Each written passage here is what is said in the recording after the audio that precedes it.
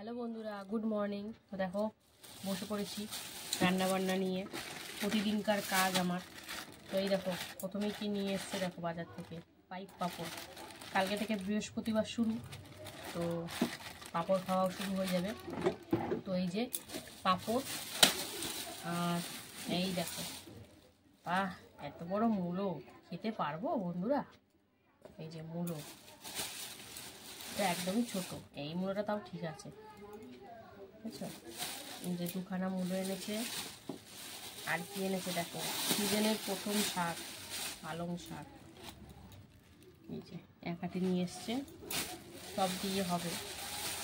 এই যে বেগুন, আর এই যে শসা। এটা কি পোলিওর অভাব হয়েছে শসাগুলোর, না ভিটামিনের অভাব, বুঝতে পারছি না। তোমরাই বলো বন্ধুরা, এটা কিসের অভাব হয়েছে? এটা কচি কচি থাকতে ওরা গাছ থেকে তুলে নিয়েছে। কচি শসা এরকম দেখতে হয় না, কচি শসা একদম হালকা সাদাটে সবুজটে ভাব থাকে, এরকম হলদে হলদে ভাব থাকে না। এটা ছোট ছোট শসা, পুরো শসা, ওগুলো আর বাড়বে না, বেটে শসা, জাত আলাদা এই জাতে। তো যাই হোক, এই যে শসা।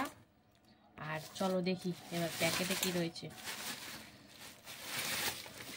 এই দেখো চিকেন, চিকেন নিয়ে এসছে। এই জায়গায় বলেছিলাম ছোট ছোট পিস করতে, বটিতে কেটেছে সব বড় বড়ই মনে পিস, ছোট ছোট পিস না, চাপটেই হয় না তার থেকে আমি সেটা বলছি না, চাপটে হয় কি নোড়াতে হয় আমি সেটা কথা আসছি না। তো আমি বলতে চাইছি যে ছোটো ছোটো পিস না, মানে মাংসতে তেল মশলা ভালো করে ঢোকে, প্রপার কুকড হয়, ভালো লাগে খেতে।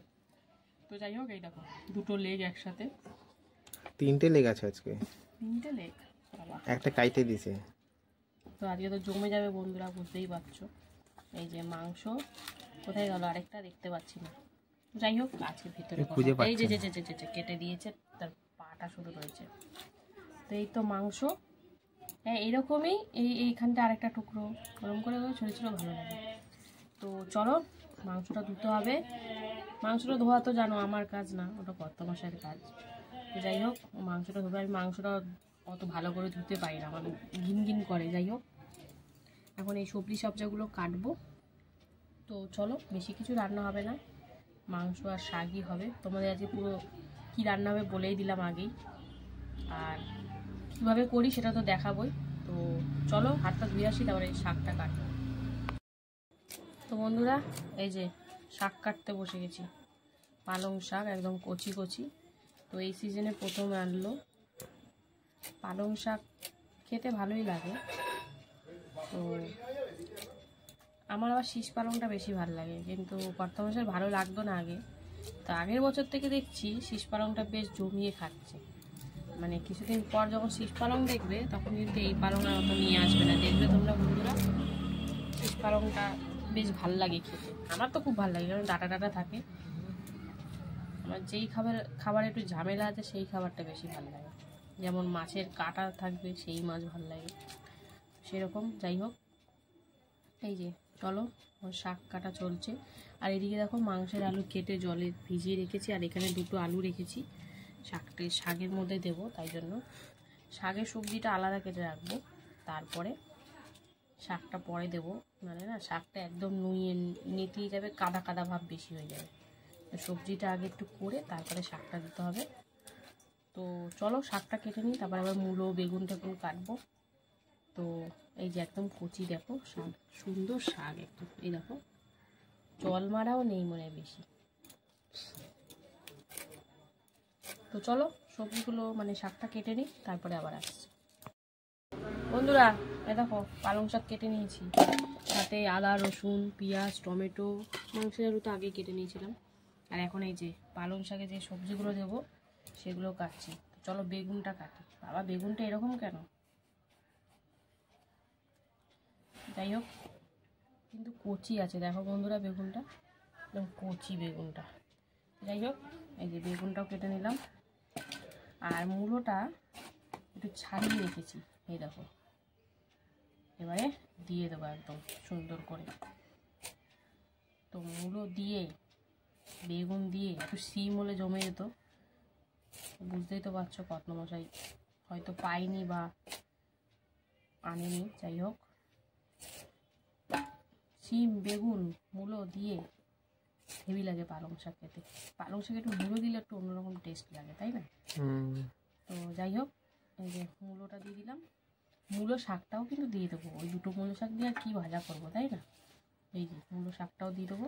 আর এই পেঁপেটা কেন রেখেছি বলো তো? পেঁপেটা সিদ্ধ দেবো, তাই জন্য এখান থেকে অর্ধেক কেটে সিদ্ধ দেবো। তো চলো আগে এটা কেটে নিই, তারপরে পেঁপেটা আমার জন্য একটু সিদ্ধ তো দিতেই লাগবে। সিদ্ধটা দিলে সকালের কার্যক্রমটা একটু ক্লিয়ার থাকে, আর পেটের পক্ষে লিভারের পক্ষেও কিন্তু ভালো। তো এই যে ডাঁটাগুলো একটু ছোটো ছোটো করে কেটে নিচ্ছি। তো এটা আলাদা রাখার কারণ একটাই হচ্ছে যে এইটাকে একটু আগে বসাবো, তারপরে কিন্তু শাকটা দেবো। তাহলে কী হবে, এটা ভালো করে সিদ্ধ হয়ে যাবে, তারপরে ওটা দিলে প্রপার যেটা আমি রান্নাটা চাইছি সেটা হবে। নালে না এটা পুরো গলে পাক হয়ে যাবে আর এইগুলো দরপচা থেকে যাবে। তো যাই হোক, চলো কাটাকুটি তো প্রায় কমপ্লিট হয়ে গেছে, জাস্ট পেঁপেটা কাটবো আর সিদ্ধ দেবো। তো চলো একবারে সোজাসুজি চলে যাবো রান্নাতে। তো দেখতে থাকো, সঙ্গে থাকো, কীভাবে কি করি না করি তোমাদের সাথে সবটাই শেয়ার করব। বন্ধুরা এই যে পেঁপে সিদ্ধ বসিয়ে দিয়েছি প্রেসারে, আর এইদিকে পালং শাক করবো বলে ঘরে ছিল ছোট বড়ি বড় বড়ি দুটোই কিন্তু সুন্দর করে হালকা করে ভেজে নিচ্ছি, কারণ পালং শাকে বড়ি না দিলে কি ভালো লাগে বলো? তো চলো বড়িটা হালকা করে ভেজে নিই, তারপরে পালং শাকটা বসাবো। বড়িটা ভাজা হচ্ছে, এই দেখো। তো চলো বড়িটা ভেজে নিই, তারপরে আসছি। পালং শাক বসাবো, তার জন্য কড়াইতে 5 ফোড়ন আর শুকনো লঙ্কা দিয়ে দিয়েছি। তো চলো এবারে ফোড়নটা সুন্দর করে ভাজাভাজি হয়ে গেছে, এবারে দিয়ে দেবো এতে এই যে আলু বেগুন মূলো,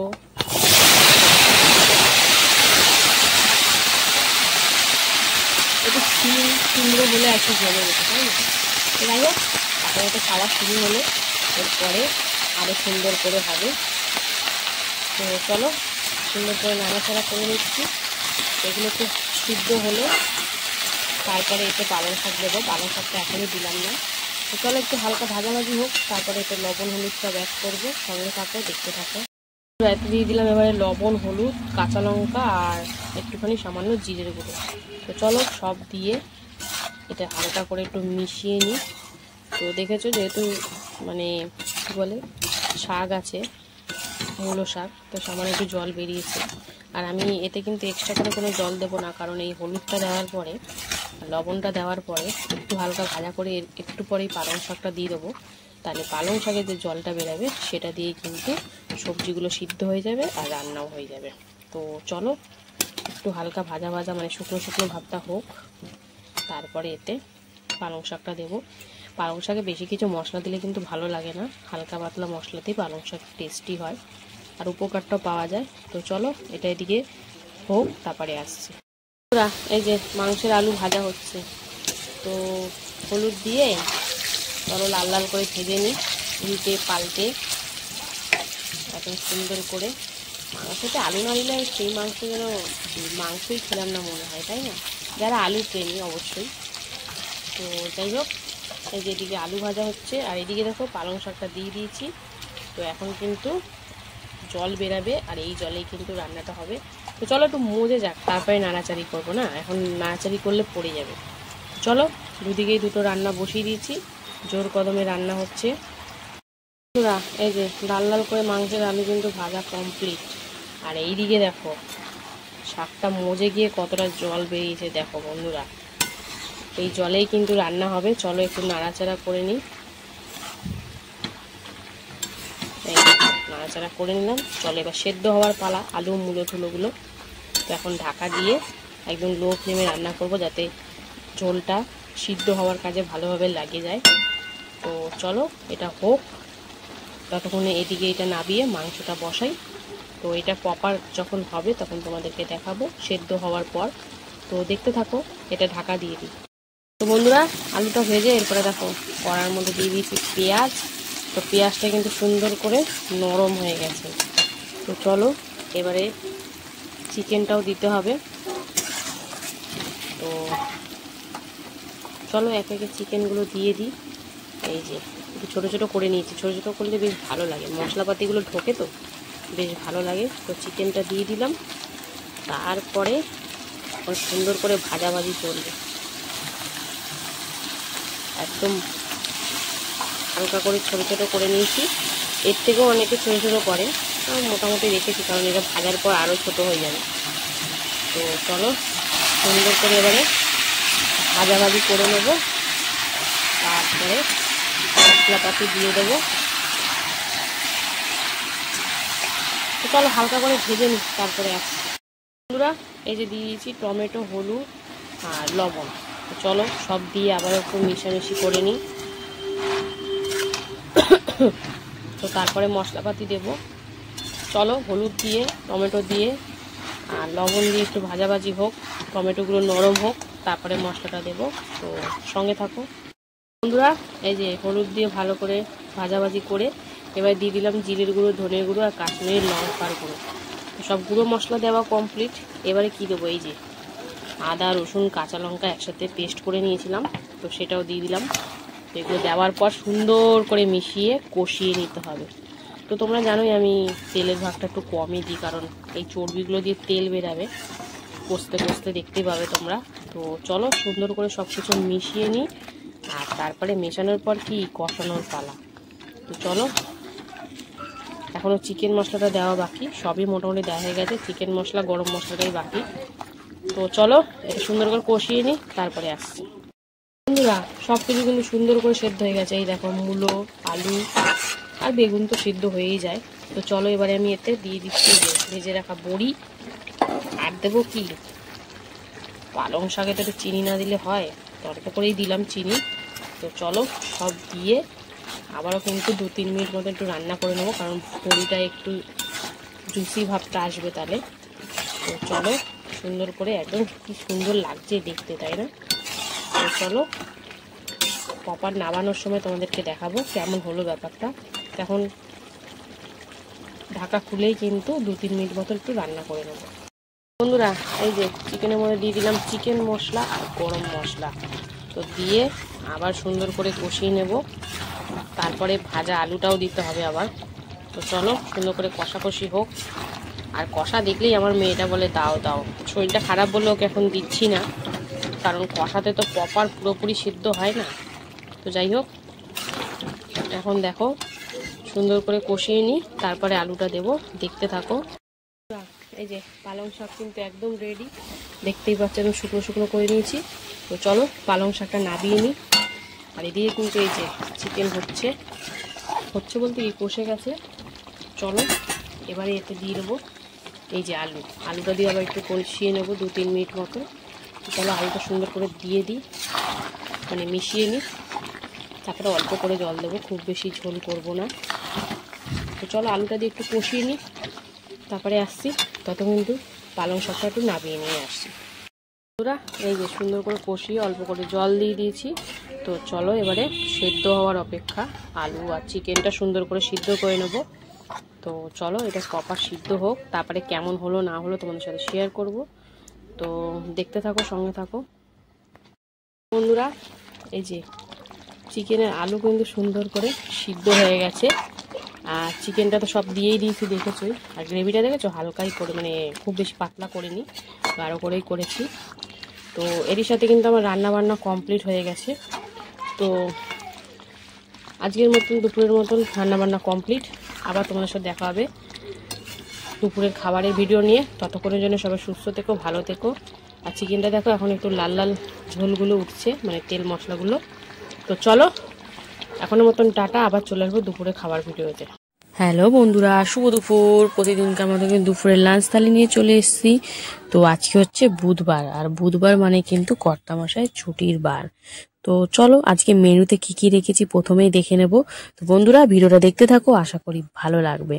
তো লাঞ্চ থালি কিন্তু সুন্দর করে সাজিয়ে নিয়েছি। রয়েছে এখানে গরম গরম ভাত, এখানে দেখো নিয়েছি লবণ, রয়েছে পাতিলেবু, তারপরে রয়েছে পেঁয়াজ, রয়েছে শসা, আর করেছিলাম এই যে পালং শাক আলু বেগুন বড়ি দিয়ে, আর রয়েছে মাংস একটু কষা কষা করে, আর করেছিলাম আমার জন্য পেঁপে সেদ্ধ। তো সেটা সব কর্তামশাই খায় না বলে তাকে আর দিইনি।